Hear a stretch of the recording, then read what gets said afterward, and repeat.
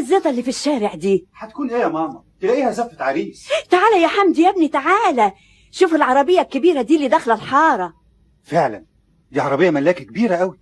يا ام الهام، يا ام الهام، ايه الحكاية يا اختي؟ عقبال امالتك يا اختي، دي عربية متولي. متولي مين؟ متولي اللي كان بيلم فاص الفاكهة من السوق جنبنا.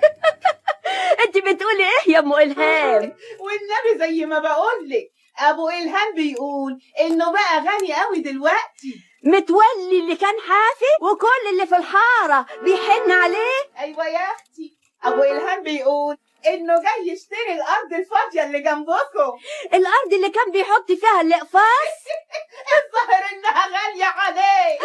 ايوه يا اختي، مش كان بينام فيها؟ سامع يا حمدي يا ابني؟ سبحان الله، متولي يبقى غني بالشكل ده، وانا اللي تعبت في التعليم مش عارف اتجوز لدلوقتي.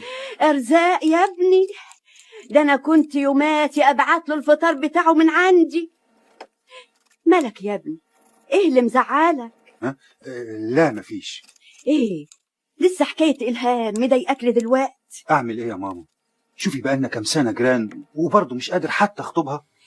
والله يا ابني انا لو كان حيلتي حاجة كنت بعتها عشانك.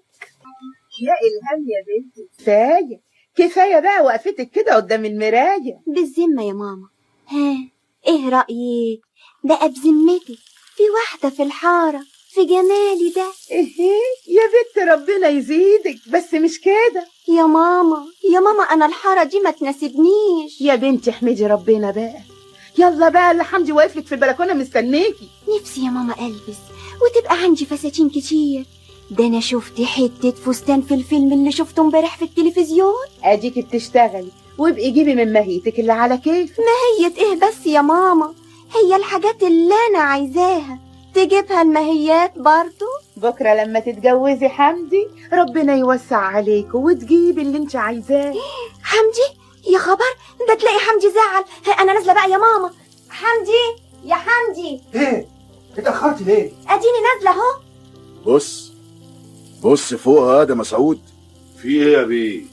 البت اللي في البلكونه دي.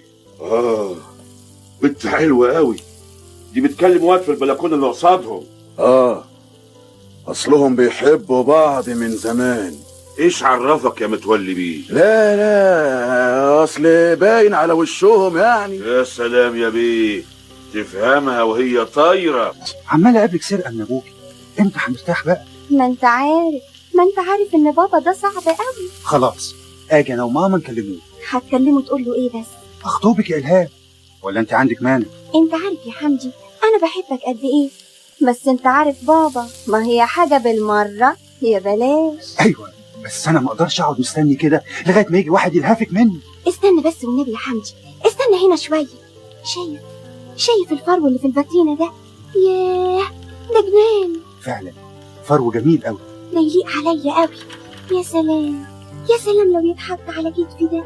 ياه ربنا يسهل لنا واجيب لك احسن منه يا ستي. معقوله يا حمدي بقى بمرتباتنا دي نقدر نعمل بيها حاجه؟ ربنا موجود.